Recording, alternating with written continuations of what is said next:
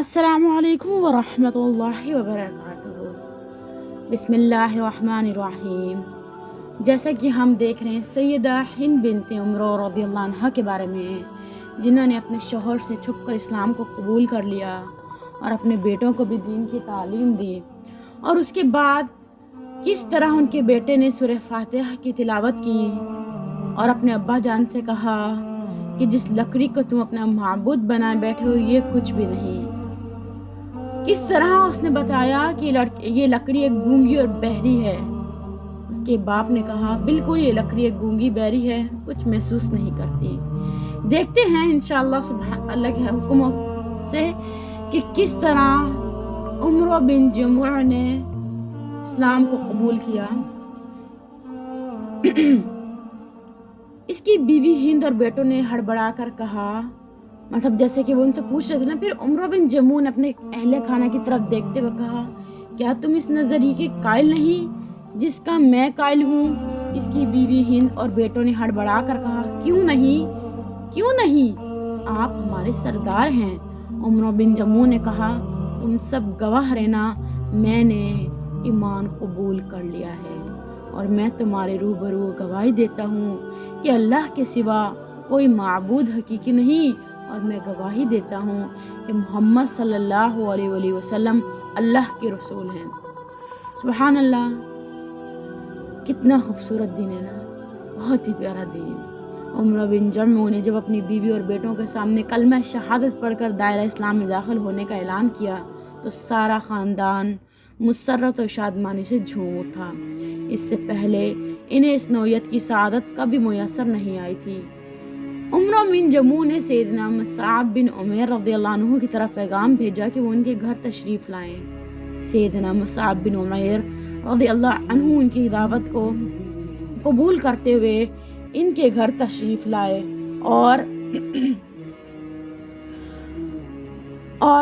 इस घर को बुतों की आलाइश से पाक किया और इसे कुरानी आयात की खुशबू से महकाया।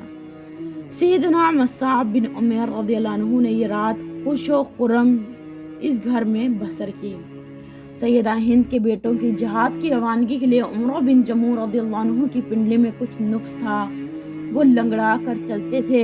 जब इन्होंने सुना कि रसूलुल्लाह सल्लल्लाहु अलैहि वसल्लम मुश्रिकीन के खिलाफ जंग करने की गर्ज से मैदान बदर की तरफ रवाना होने वाले हैं, तो वो भी जल्दी से अपने घर पहुँचे और जिहाद के लिए रवानगी की तैयारी करने लगा।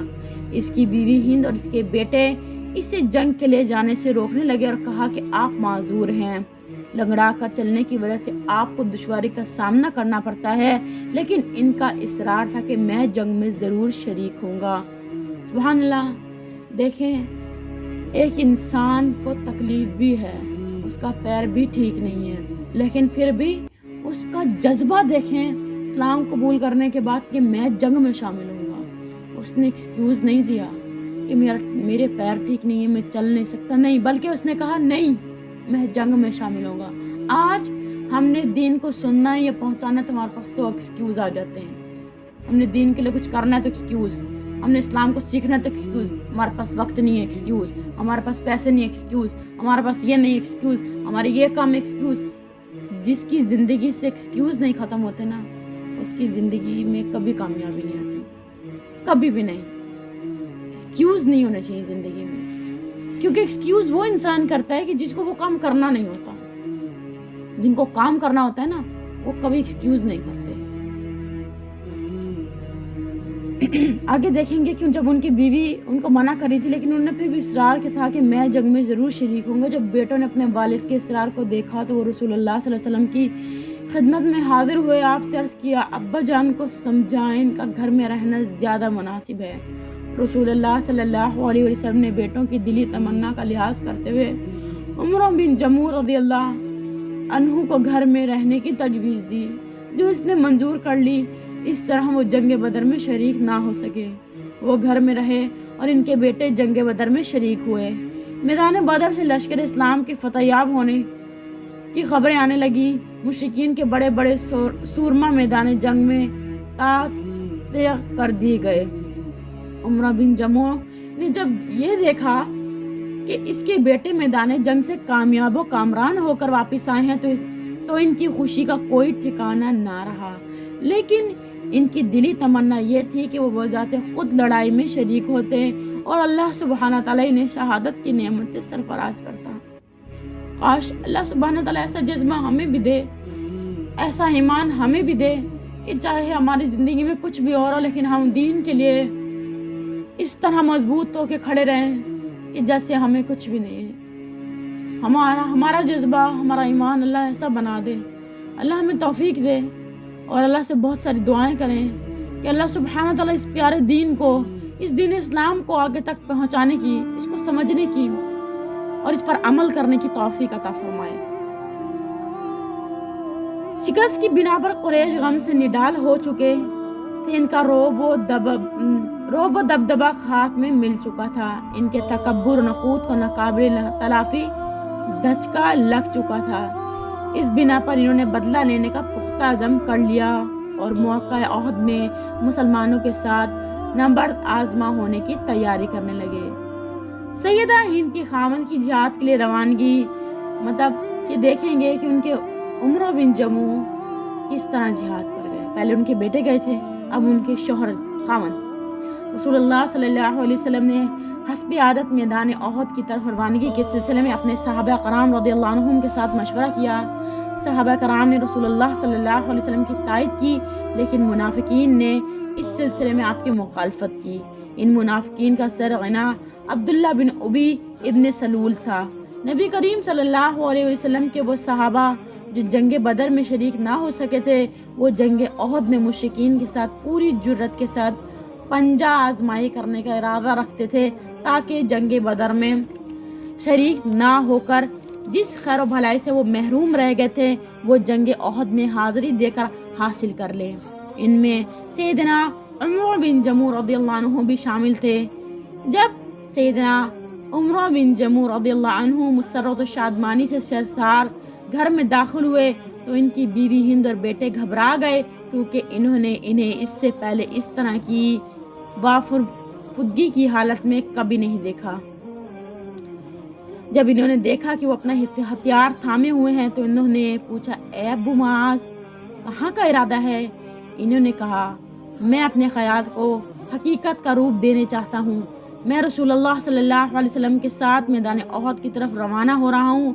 हिंद ने कहा, ए अबू मुआज़, आप जिहाद की ताकत नहीं रखते।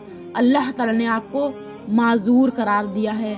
इरशाद बारी ताला है सूरतुल नून में अल्लाह ताला फरमाते हैं, लैसा अलल आमा हरजुन वला अलल अराजी हरजुन वला अलल मर्ज हरज। किसी अंधे, लंगड़े और मरीज पर कोई हर्ज नहीं। आप अपनी जान को हलाकत में ना डालें। उमर बिन जमू रज़ियल्लाहु अन्हु ने कहा, ए हिंद, अल्लाह की कसम, मैं लंगड़ाता हुआ जन्नत में ज़रूर चलूँगा। सुभान अल्लाह, कैसा जज्बा था उनका। अल्लाह ने कुरान की आयत भी नाजिल की, किसी अंधे, लंगड़े और मरीज पर कोई हर्ज नहीं। लेकिन उनकी बात, उनका ईमान और उनका तकवा कितना ही खूबसूरत है कि उन्होंने कहा, अल्लाह की कसम, मैं लंगड़ाता हुआ जन्नत में ज़रूर चलूँगा। कितनी तड़प, कितनी तलब होती थी उनको जन्नत की। आज हमें वो तड़प, वो तलब कुछ भी नहीं है। हमारे अंदर तो ज़रा सा जज्बा भी नहीं है कि हम दीन की बात को अपना आधा घंटा, अपना कुछ वक्त लगाकर सुन सकें, समझ सकें। हमारे पास तो हमारे वक्तों में ही वुसअत नहीं है कि हम दीन को वक्त दे सकें। और यहाँ पर जो माजूर, जिनको अल्लाह ने माजूर पैदा किया, वो दीन के लिए जिहाद कर रहे थे, दीन इस्लाम के लिए, और फिर अल्लाह की कसम खा के भी कहते हैं कि मैं जन्नत में भी लंगड़ा कर चलूँगा। सुभान अल्लाह। अल्लाह सुब्हाना ताला ऐसा जज्बा हमें भी अता करे और इनकी ज़िंदगियों से हमें कुछ हासिल करने की तौफीक अता फरमाए। उमर बिन जमू रज़ियल्लाहु अन्हु के तीनों बेटे इन्हें जिहाद पर रवाना होने से रोकने लगे।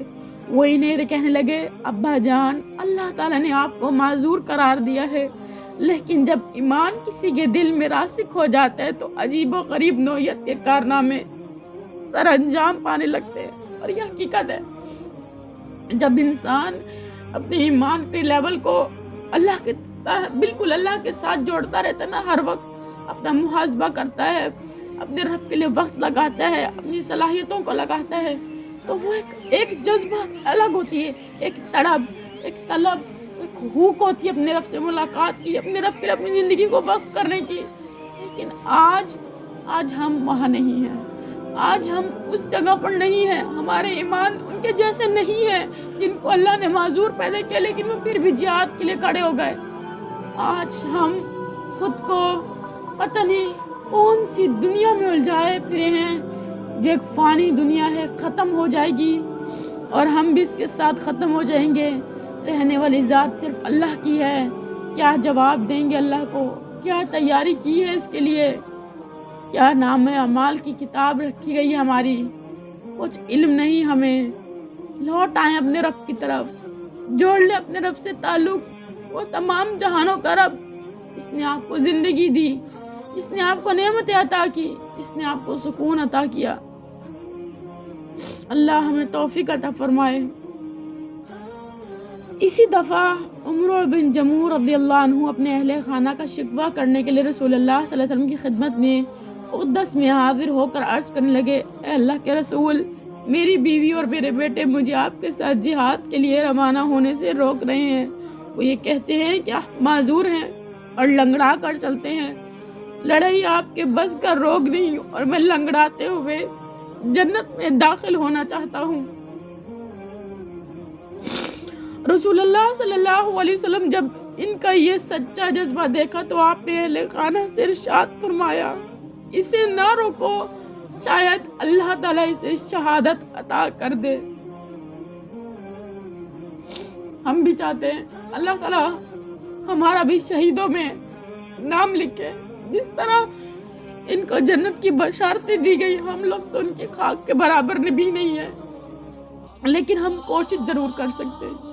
اس کوشش کو اگر ہم چاہیں تو بہت اچھی کوشش کر سکتے ہیں، اللہ تعالیٰ سے اپنا تعلق مضبوط کر سکتے ہیں۔ اللہ تعالیٰ انسان کے لیے کیا فرماتا ہے نا کہ میرا بندہ جیسا گمان کرتا ہے مجھے ویسا ہی پائے گا۔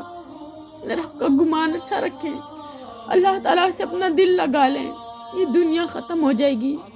ہم دنیا میں پیسے کے پیچھے بھاگ رہے ہیں، نوکری کے پیچھے بھاگ رہے ہیں، کمائی کے پیچھے بھاگ رہے ہیں، اولاد کے پیچھے، ماں باپ کے پیچھے، دوستوں کے پیچھے، بیوی کے پیچھے، بچوں کے پیچھے، بیوی شوہر کے پیچھے، ماں باپ بچوں کے پیچھے۔ اللہ تعالیٰ قرآن میں کہہ رہا ہے نا، آخرت میں تم ان سے کوئی نیکی بھی مانگو گے تو یہ تم سے کہیں گے کہ ہمیں تمہیں اس سے زیادہ ضرورت ہے، جن کے پیچھے تم دنیا میں خود کو تھکا رہے ہو۔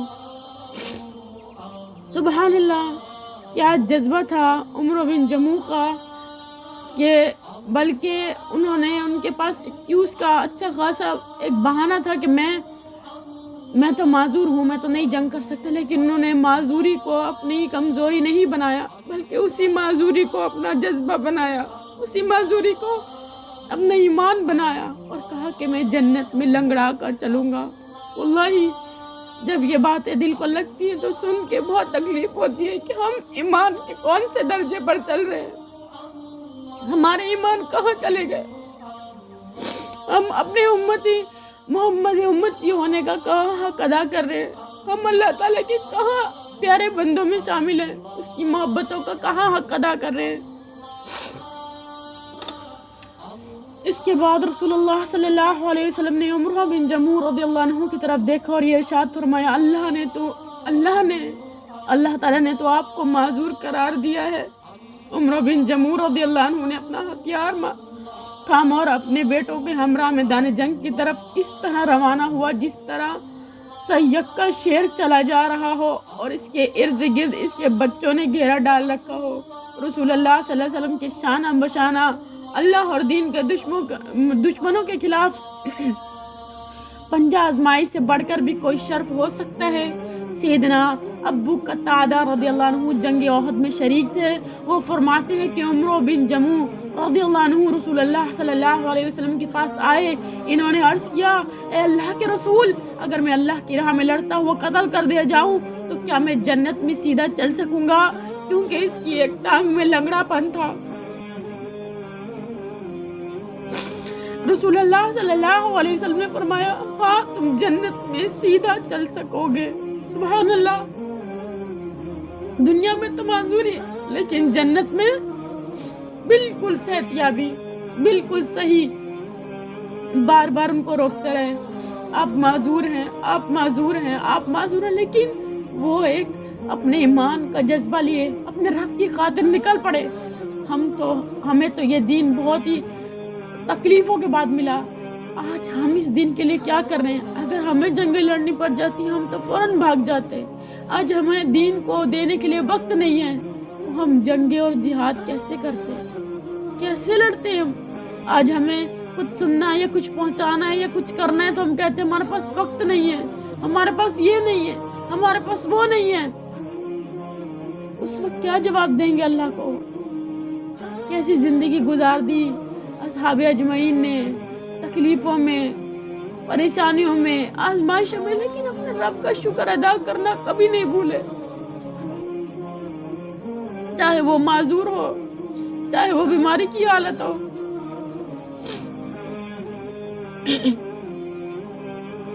آگے دیکھیں گے انشاءاللہ، کیونکہ اس کی ایک ٹانگ میں لگڑا پن تھا، تو جیسے کہ رسول اللہ صلی اللہ علیہ وسلم نے فرمایا کہ ہاں وہ سیدھا چل سکیں گے۔ عمرو بن جموح رضی اللہ عنہ، ان کا بھتیجا اور ان کا غلام، تینوں جنگ احد میں جام شہادت نوش کر گئے۔ رسول اللہ صلی اللہ علیہ وسلم ان کی لاشوں کے پاس سے گزرے تو آپ نے فرمایا گویا کہ میں تجھے دیکھ رہا ہوں، تم جنت میں سیدھی چال چل رہے ہو۔ رسول اللہ صلی اللہ علیہ وسلم نے ان تینوں کو ایک قبر میں دفن کرنے کا حکم دیا۔ سیدنا عمرو بن جموح رضی اللہ عنہ کی شہادت، سیدنا عمرو بن جموح رضی اللہ عنہ نے اپنا مقصد حاصل کر لیا، جنگ احد میں وہ جام شہادت نوش کر گئے۔ اس کے ساتھ ہی ان کے بھائی ابو جابر بن عبداللہ بن عمرو بن حرام رضی اللہ عنہ نے بھی جام شہادت نوش کیا۔ تو عمرو بن جموح رضی اللہ عنہ کی بیٹی اپنے والد کی جدائی کے غم میں رونے لگی۔ سیدنا جابر بن عبداللہ کا بیان کہ جنگ احد میں میرے والد کی لاش کو لایا گیا، اس کا مسئلہ کر دیا گیا تھا، یعنی اس کے ناک کان کٹے ہوئے تھے۔ میں نے ان کی لاش سے کپڑا اوپر اٹھانے کا ارادہ کیا تو میری قوم کے لوگوں نے مجھے روک دیا۔ میں نے پھر ارادہ کیا کہ کپڑے کو اوپر اٹھاؤں، لیکن میری قوم نے مجھے ایسا کرنے سے روک دیا۔ پھر رسول اللہ صلی اللہ علیہ وسلم نے خود کپڑا اٹھایا، کپڑا اوپر اٹھانے کا حکم دیا۔ رسول اللہ صلی اللہ علیہ وسلم نے کسی خاتون کے رونے کی یا چیخنے چلانے کی آواز سنی۔ آپ نے فرمایا یہ کون ہے؟ لوگوں نے بتایا کہ یہ عمرو بن جموح رضی اللہ عنہ کی بیٹی ہے، اس کی ہمشیرہ ہے۔ آپ صلی اللہ علیہ وسلم نے فرمایا وہ کیوں روتی ہیں جبکہ فرشتے اپنے پروں کے ساتھ اس پر سایہ کیے ہوئے تھے۔ سبحان اللہ۔ سیدہ ہند رضی اللہ عنہا نے دیکھا کہ چند خواتین شہداء کی لاشوں میں اپنے رشتہ دار شہداء کی لاشوں کو دیکھ رہی ہیں۔ ام المومنین سیدہ عائشہ صدیقہ رضی اللہ عنہا کا بیان ہے، جنگ احد کے دن صبح سحری کے وقت ایک خاتون دولتے ہوئے اونٹوں کے درمیان آ گئی بڑی، تو میں نے اس سے کہا کیا خبر ہے؟ اس نے کہا ٹھیک ہے، اللہ تعالیٰ نے اپنے رسول مقبول صلی اللہ علیہ وسلم اور مومنوں کا دفاع کیا اور کچھ اہل ایمان کو اللہ تعالیٰ نے شہادت سے سرفراز کیا ہے۔ یہ کہتے ہی وہ خاتون رو پڑی۔ اللہ تعالیٰ نے ارشاد فرمایا سورۃ الاحزاب میں، اللہ تعالیٰ فرماتے ہیں اللہ نے کفار کا منہ پھیر دیا، وہ کوئی فائدہ حاصل کیے بغیر اپنے دل کی جلن لیے یوں ہی پلٹ گئے، اور مومنین کی طرف سے اللہ ہی لڑنے کے لیے کافی ہو گیا۔ اللہ بڑی قوت والا اور زبردست ہے۔ سیدہ ہند بنت عمرو رضی اللہ عنہ نے اپنے خامن سیدنا عمرو بن جموح رضی اللہ عنہ اور اپنے بھائی ابو جابر رضی اللہ عنہ کی لاشوں کو مدینہ منورہ میں دفن کرنے کا ارادہ کیا۔ جب انہیں یہ بتایا گیا کہ رسول اللہ صلی اللہ علیہ وسلم نے حکم دیا ہے کہ شہداء کو اسی جگہ دفن کر دیا جائے جس جگہ انہوں نے جام شہادت نوش کیا ہے، تو انہوں نے ان کی لاشوں کو وہیں دفن کے لیے چھوڑ دیا۔ رسول اللہ صلی اللہ علیہ وسلم نے فرمایا مجھے اس ذات کی قسم جس کے ہاتھ میں میری جان ہے، تم میں سے ایسے افراد بھی ہیں کہ اگر وہ اللہ پر قسم ڈال دیں تو اللہ ان کی لاج رکھ لے۔ ان میں سے ایک عمرو بن جموح ہے، میں نے اسے دیکھا کہ وہ جنت میں لنگڑاتا ہوا چل رہا ہے۔ پھر رسول اللہ صلی اللہ علیہ وسلم نے حکم دیا کہ دونوں کو ایک ہی قبر میں دفن کر دیا جائے۔ وہ دونوں دنیا میں ایک دوسرے کے ساتھ مخلصانہ محبت رکھتے تھے، صبر و شکری کے پیکر، اللہ تعالیٰ کے ثواب کی نیت رکھنے والی سیدہ ہند رضی اللہ عنہ اپنی عزیز ترین 2 شہیدوں کو میدان احد میں دفن کر مدینہ منورہ آ گئی۔ وہ ساری زندگی اللہ اور رسول کی خوشنودی کی خاطر کثرت کے ساتھ روزے رکھتی رہی اور جی بھر کے عبادت میں مصروف رہی، یہاں تک کہ وہ اپنے خالق حقیقی سے جا ملی۔ اللہ ان پر اپنی رحمت کی برکھا برسائے اور اپنی رضا کی نعمت سے نوازے، آمین یا رب العالمین۔ سبحان اللہ۔ ہم نے دیکھا کس طرح ان کا ایمان، کس طرح ان کا جذبہ، کس طرح ان کا تقوی، جن کو جنت کی بشارتیں دی جا رہی ہیں، جو جہاد کر رہے ہیں۔ آج ہمارے لیے اتنی آسانیاں ہیں، ہر چیز آسانی سے ہمیں موصول ہو رہی ہے، لیکن ہم پھر بھی اپنی زندگی سے ان بہانوں کو نہیں ختم کر رہے، کبھی کچھ تو کبھی کچھ۔ ابھی بھی وقت ہے، اپنے رب کے پاس لوٹ آئیں، یہی وقت ہے رب کے پاس لوٹنے کا۔ اگر ہم لوٹ گئے تو ہماری کامیابی، اور اگر ہم نہ لوٹے تو ہمارا ہی خسارہ ہے۔ رب کو ہماری ضرورت نہیں، لیکن ہمیں رب کی بہت ضرورت ہے، پل پل ضرورت ہے۔ اللہ ہمیں توفیق دے، اس کو خود تک نہ رکھیں، اسے آگے بھی پہنچائیں اور ان سے کہیں وہ اس سے آگے بھی پہنچا دیں۔ انشاءاللہ دین اسلام کو کونے کونے تک پہنچانا ہے، زندگی کی آخری سانس تک ایک عہد کر لیں کہ اسلام کو کونے کونے تک پہنچانا ہے۔ انشاءاللہ آگے ہم دیکھیں گے سیدہ ام ایوب انصاریہ رضی اللہ عنہ کے بارے میں۔ انشاءاللہ آگے ان کے بارے میں بات ہوگی۔ اللہ تعالیٰ ہم سے قبول فرمائے، اللہ تعالیٰ ہمیں استقامت دے اور اللہ تعالیٰ ہم سے راضی ہو جائے۔ اللہ تعالیٰ ہمیں توفیق عطا فرمائے کہ ہم اس کی محبت کی تھوڑا سا حق ادا کر سکیں، لیکن کر سکیں۔ جزاک اللہ خیر۔